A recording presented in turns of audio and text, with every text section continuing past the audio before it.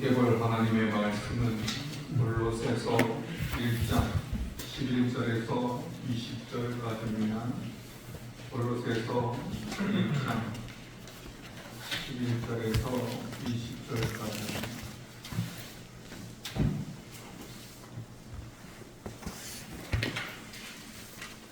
제가 가진 성경은 1223페이지, 골로새서 1장 11절에서 20절 한 절씩 보도록 합니다. 그의 영광의 힘을 따라 모든 능력으로 능하게 하시며 기쁨으로 모든 경쟁과 불의 창문에 이르게 하시고 우리가 어려운 가운데서 그리스도의 기업에 부끄럽게 나가게 하시는 아버지께 감사하게 하시기를 원합니다. 그가 우리를 흑암의 권세에서 건져내사 그의 사랑의 아들의 나라로 옮기셨으니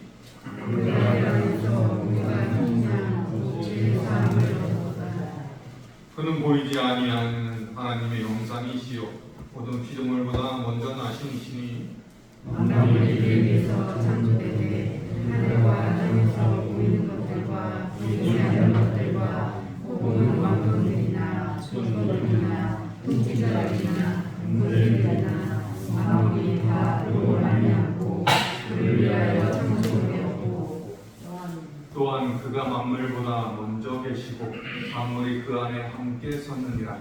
그는 교회의 머리시라. 그가 근본이시요 죽은 자의 가운데서 먼저 나시니 이는 친히 만물의 의인이 되려 하시니요 아버지께서는 모든 충만으로 예수 안에 거하시고 이에 십자가의 피로 평안을 이루사 만물 여기 땅에 있는 것들이나 하늘에 있는 것들이 그로 말미암아 자기와 무사에 되기를 기뻐하시니라. 아멘.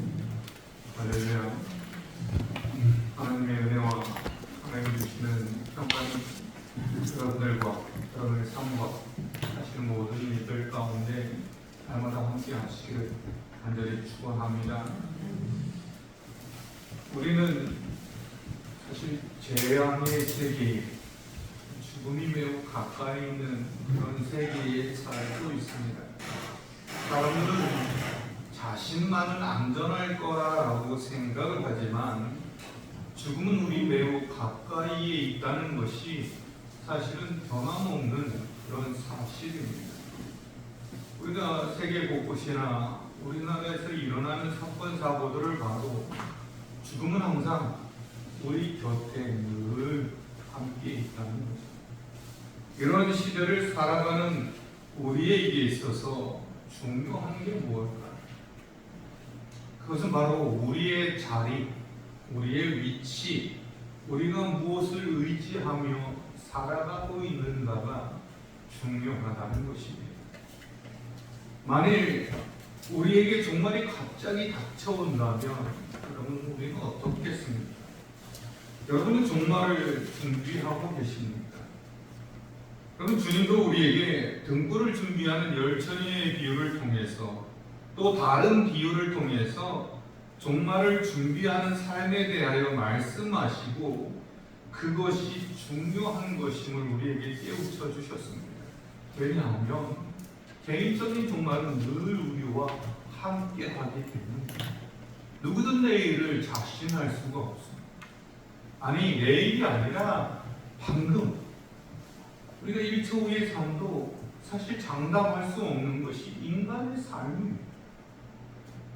그러므로 우리에게 필요한 것은 내 삶의 자리를 항상 살펴보는 거예요. 나의 위치를 살펴보는 거예요. 내가 어떠한 삶의 자리를 갖고 있는지, 내가 무엇을 위해 살고 있는지, 나는 무엇을 의지하며 살고 있는지를 살펴봐야 합니다. 종말을 기대하며 우리가 종말의 삶을 살고 있다 말하는 그리스도인이지만 사실 종말을 준비하는 삶을 살아가고 있는 사람들이 얼마나 되는지 우리는 정말로 파악할 수가 없습니다. 여러분, 그러면 우리가 종말을 준비한다는 것은 무엇을 의미합니까? 어떻게 하는 것이 중요합니까? 우리가 종말을 준비하는 삶에 있어서 필요한 것은 뭐냐면 내가 어떤 존재인지를 먼저 아는 게 참 중요합니다. 오늘 보면 13절 말씀을 보면 그가 우리를 흑암의 권세에서 건져내사 그의 사랑의 아들의 나라로 옮기셨으니 라고 말씀 나오고 있습니다. 이 말씀을 통해서 볼 때 우리는 어떤 존재냐? 흑암의 권세 아래 놓인 존재라는 것입니다. 우리는 날 때부터 흑암의 권세에 사로잡혀 있는 사람들입니다. 그런 우리가 건져냄을 받았다는 것입니다. 우리는 건져냄을 받아야 한다는 것입니다. 그러므로 그리스도인들은 사실 건져냄을 받은 사람들입니다. 그리고 그 비그리스도인들은 건져냄을 받지 못한 사람들이라고 말할 수가 있습니다.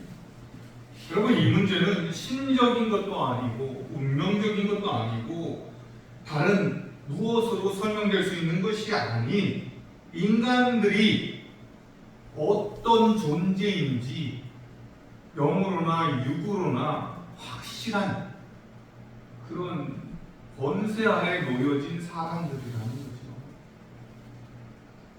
여러분, 인간들은 자유를 소유하고 있지 못합니다. 세상도 마찬가지입니다. 왜냐하면 어디 살아가는 사람들이든지 권세 아래 놓여진 사람들입니다. 어떤 권세냐? 바로 흑암의 권세라는 거예요. 다르게 말하면 세상은 마귀 권세, 이 세상 신의 권세, 즉 에베소서 2장 2절의 말씀처럼 공중의 권세를 잡은 자, 즉 불순종의 아들들 가운데서 역사하는 영의 권세 아래 있다는 것입니다. 그러면 온 세상이 어떻게 이렇게 흑암의 권세에 들어가게 됐습니까? 이 모든 설명은 창세기 3장을 통해서 우리가 찾아볼 수 있는데, 여러분이 너무나 잘 아시는 대로 하나님께서는 사실 완전한 창조를 이루셨습니다. 그런데 간교한 마귀가 그 완전한 창조를 이룩한 하나님의 창조에 들어오기 시작했습니다.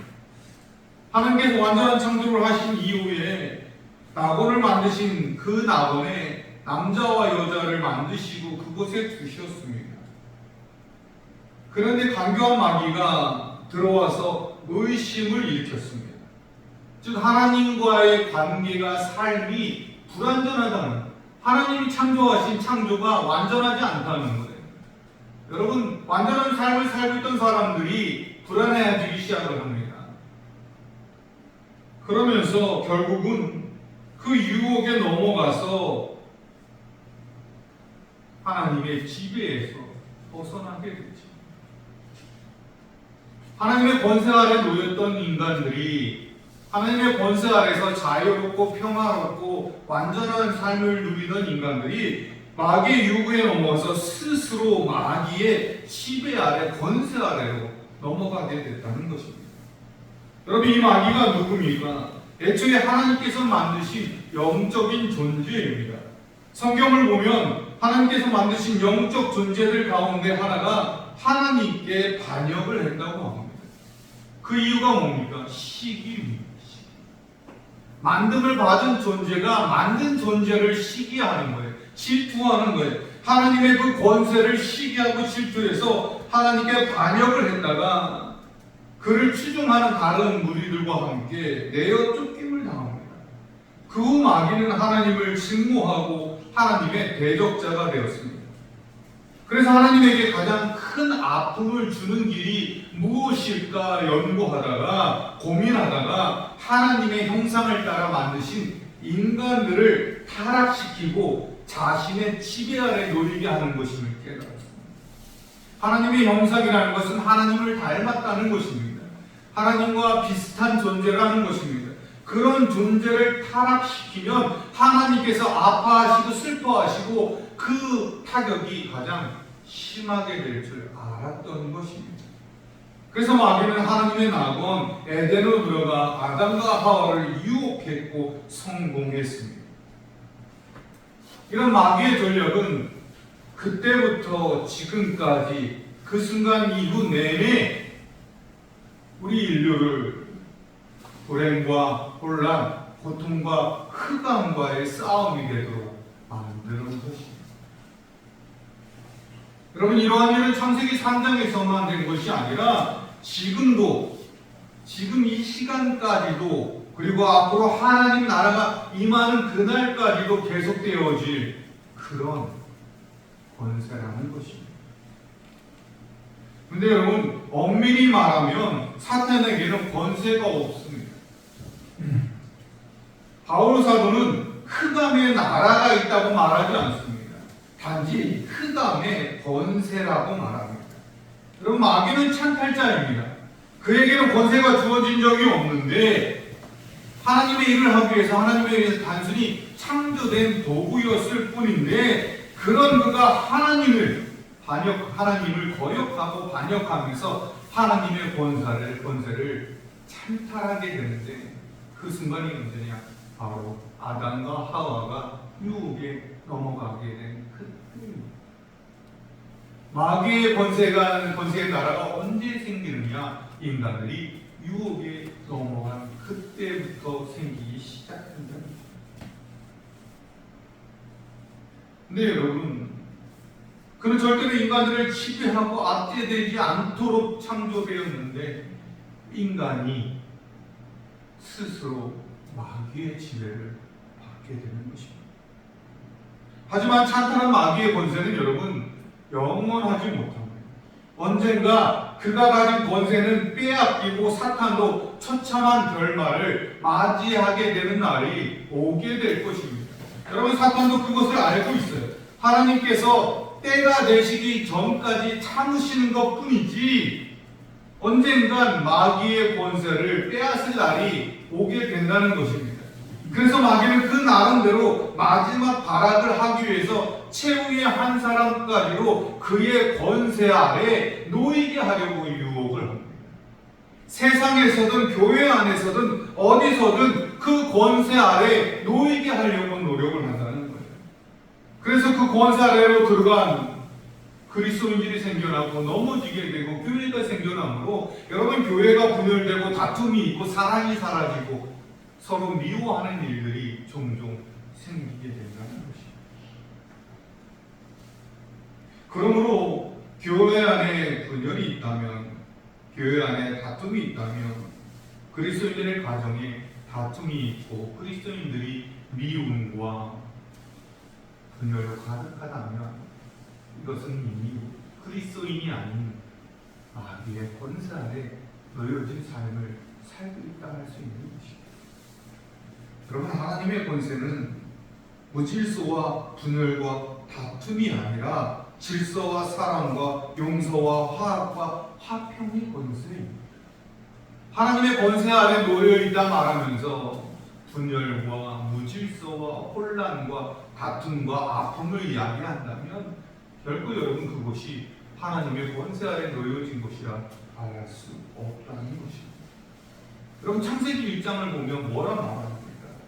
하나님이 창조하시기 전 이 땅은 어둠으로 가득 차 있고 혼돈으로 가득 차 있다고 했습니다. 그러한 세계에 하나님께서 오셔서 빛을 창조하심으로 어둠을 몰아내고 6일 동안 세계에 질서를 부여하심으로 완전한 창조를 이루신 거예요. 이처럼 하나님은요, 하나님의 권세는 분열이 아닌 하나가 되는 것이고, 혼란이 아닌 질서가 생기는 것이고, 다툼이 아닌 화해와 용서가 생기는 것이 하나님의 권세 아래 놓여진 사람들의 특징이라는 것입니다. 하지만 인간 스스로 하나님의 권세 아래 나아갈 수는 없습니다. 인간이 사탄의 권세 아래 놓여진 이후에 스스로 하나님에게 옮겨갈 수 있는 길이 완전히 사라졌습니다. 여러분, 우리가 미국 시민권을 얻고 싶다고 내 마음대로 가서 시민권을 얻을 수 없는 이치와 마찬가지입니다. 세상 가운데서 살아가는 그 마귀의 권세 아래 놓여진 사람들이 스스로 내가 하나님의 나라로 옮겨가고 싶다고, 하나님의 권세 아래 놓이고 싶다고 해서 결코 얻어질 수 있는 그런 것이 아니라는 거예요. 그래서 무엇이 필요합니까? 오늘 13절 말씀입니다. 다 같이 읽겠습니다. 13절 말씀 우리 다 같이 함께 한 목소리로 읽도록 하겠습니다. 시작. 그가 우리를 흑암의 권세에서 건져내사 그의 사랑의 아들의 나라로 옮기셨으니 아멘. 바울 사도가 무엇이라 말씀합니까? 우리를 흑암의 권세에서, 그런 말씀입니다. 건져내 주셨다는 것입니다. 우리가 스스로 나온 것이 아니라 그가 건져내 주셨다는 것입니다. 그리고 그의 사랑의 아들의 나라로 옮겨주셨다는 것입니다. 여러분, 이것이 그리스도인입니다. 우리 스스로 사탄의 권세에서 건져진 것이 아니라 하나님이 건져주시고 하나님이 옮겨주신 것입니다. 누구를 통해서? 바로 예수 그리스도를 통해서, 하나님의 아들을 통해서, 그의 희생을 통해서, 주 예수 그리스도의 십자가를 통해서 우리를 사탄의 권세에서 건져내서, 강제로 끌어내서 예수 그리스도의 권세 아래, 하나님의 권세 아래 그 예수 그리스도의 사랑의 나라로 옮겨 주셨다는 것입니다. 인간들은 사탄의 권세에 대항할 힘이 없었습니다. 첫사람 아담이 사탄의 유혹에 넘어간 이래로, 그의 권세 아래 놓여진 이래로 성경에 어떠한 사람도, 위대하던 아브라함도, 모세도, 다윗도 사탄의 권세 아래 스스로 하나님의 권세로 옮겨진 적이 없다는 거예요.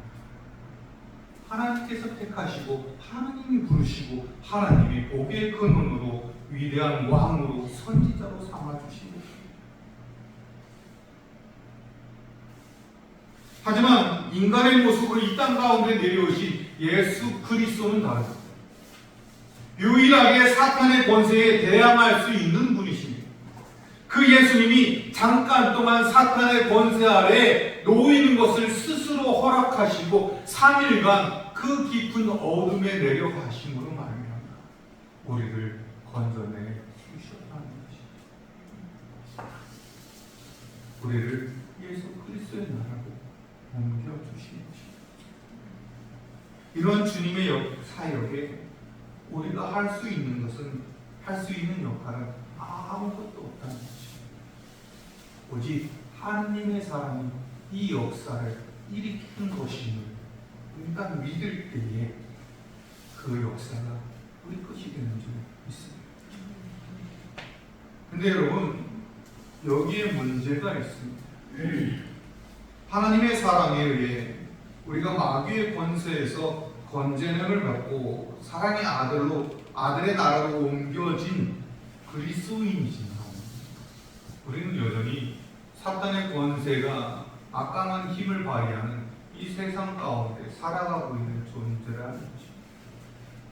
우리가 진정한 하나님의 나라로 옮겨질 그때까지 우리는 여전히 사탄의 유혹 아래 놓여 있고 권세 아래 놓여 있어서 언제든 쓰러질 수 있고 언제든 넘어질 수 있고 언제든 미혹되어져 그리스도인의 신분을 버릴 수 있는 그런 존재라는 것이죠.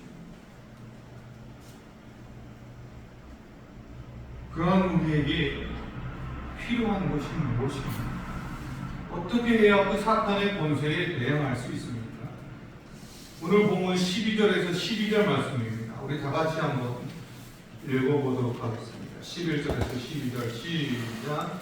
그의 영광의 힘을 따라 모든 능력으로 능하게 하시며 기쁨으로 모든 견딤과 오래 참음에 이르게 하시고 우리로 하여금 빛 가운데서 성도의 기업 부분을 얻기에 합당하게 하신 아버지께 감사하게 하시기를 원합니다.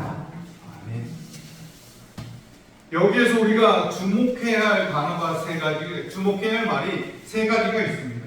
그게 뭐냐? 바로 영광의 힘, 기쁨, 그리고 감사입니다.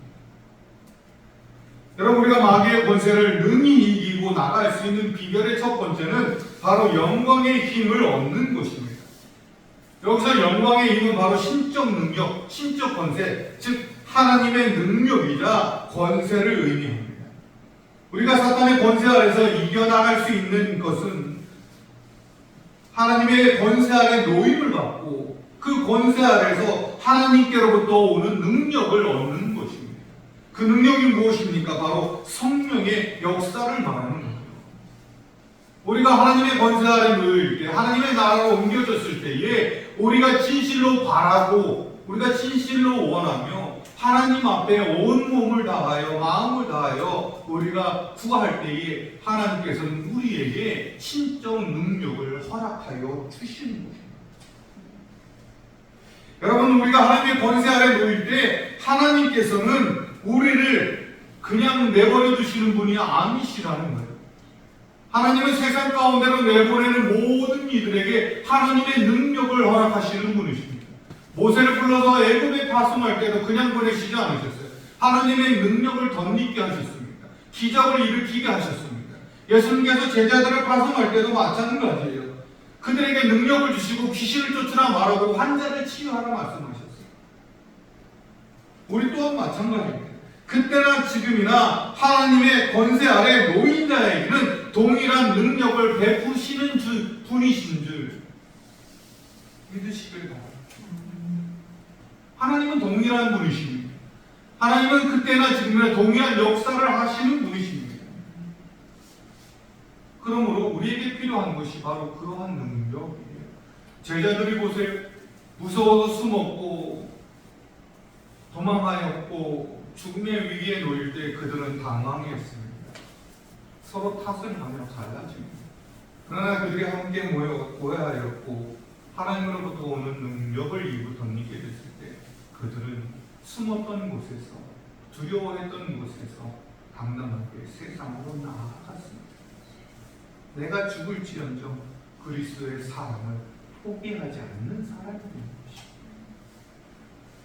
그러므로 능력이 필요한 존재임을 깨달으시길 바랍니다. 하나님의 권세에 놓여서 하나님의 능력이 내게 필요한 존재임을 깨달아서 날마다 하루의 삶을 시작하며 주여 능력을 구하오니 도와주시옵소서. 오늘도 사탄의 권세가 힘을 끼치는 세상으로 나아가고자 합니다. 주여 능력을 덧입혀 주시옵소서. 여러분, 기도로 능력을 덧입지 않으면서 무슨 배짱으로 무슨 능력으로 세상으로 나아가십니까?